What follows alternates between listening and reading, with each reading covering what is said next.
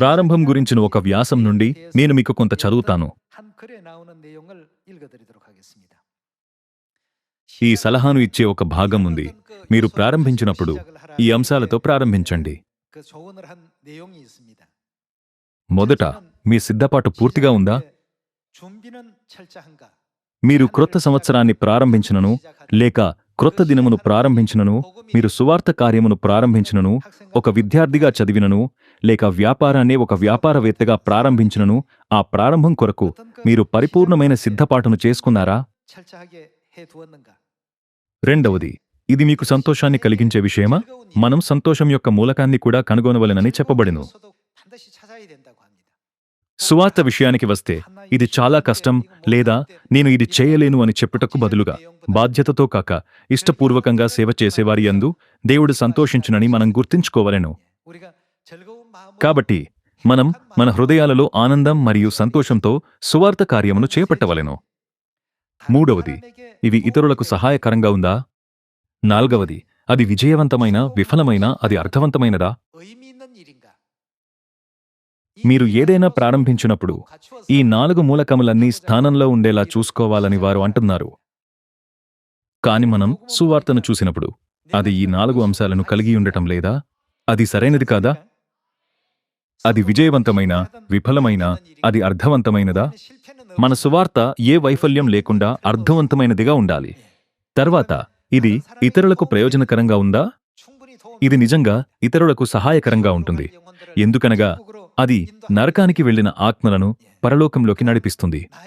తర్వాత, ఇది నాకు ఆనందదాయకంగా ఉందా? ప్రతి ఒక్కరూ ఫలం ఫలించిన తర్వాత మనమెందుకు ఏడుస్తాము?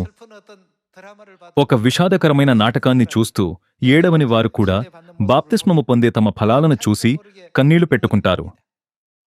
అది అలాంటి సంతోషకరమైన సందర్భం మరియు సంతోషం యొక్క ఊట అయినందువల్ల కాదా? అందుకనే మనకు ఈ మూలకాలన్నిటితో ప్రారంభం కావాలని చెప్పబడెను. ఏమైనా వారు పెద్ద లక్ష్యాలను ఏర్పరచుకోమని కాని చిన్నగా ప్రారంభించమని చెబుతారు. అందుకనే యోబు 8వ అధ్యాయంలో మన సువార్త వినయంగా ప్రారంభం కావచ్చు, కాని అంతం గురించి ఏమిటి? అది వర్ధిల్లుతుంది. కాబట్టి ఒక ప్రారంభము అనునది అది పనిచెయ్యదు అనే ఊహపై ఆధారపడదు. బదులుగా అది పని చెయ్యను అనే విశ్వాసంతో ముందుకు సాగే క్రియ, మరియు ఆ విశ్వాసం వల్ల అది ఖచ్చితంగా విజయవంతమవుతుంది. ప్రారంభించని వారు, సందేహించేవారు మరియు కదిలిపోయి ఆలస్యం చేసేవారు చేయవలెనా వద్దా అని మీరు నిర్ణయించుకోలేని పరిస్థితులలో ఆలస్యం చేయకండి.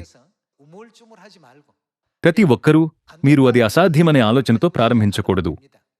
ఇది ఫలించగలదా లేదా అనే సందేహాన్ని మీరు కలిగియుండకూడదు.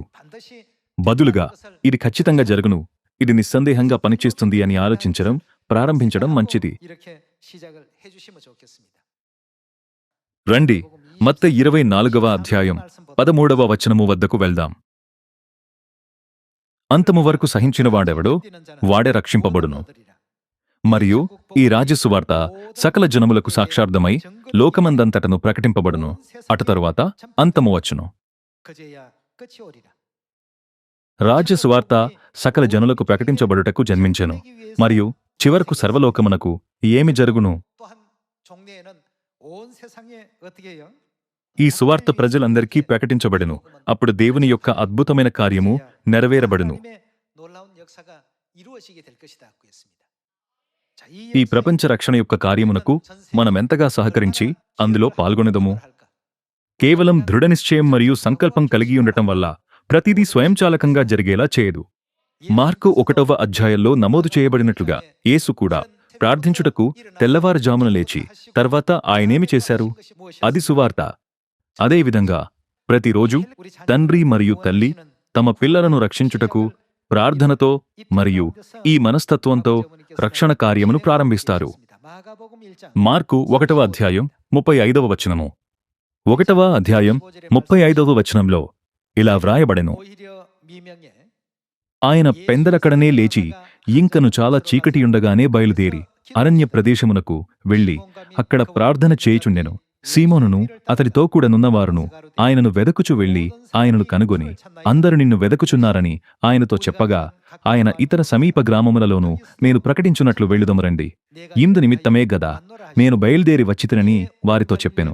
ఆయన గలిలయయందంతటా వారి సమాజ మందిరములలో ప్రకటించుచు దయ్యములను వెళ్ళగొట్టుచునుండెను. తెల్లవారుజామున ప్రార్థించారు మరియు వెంటనే వచ్చినది సువార్త ప్రకటించడం. ఆ చిన్న ప్రారంభం ఇప్పుడు చాలా విస్తృతంగా వ్యాపించియున్నది. ఈనాడు ఈ లోకంలో యేసు గురించి వినని వారు కొద్దిమంది మాత్రమే ఉండగలరు. ఏమైనా అనేకులు ఇంకా దేవుని యొక్క కట్టడలను, విధులను మరియు నియమాలను నిజంగా గ్రహించలేదు. అందుకనే ఇప్పుడు వారి వద్దకు వెళ్లి వారికి సరిగ్గా బోధించి వారి కన్నులను తెరిచి వారిని దేవుని చేతులలోకి సరిగ్గా నడిపించటమే మన కర్తవ్యమని మనము నమ్ముచున్నాము.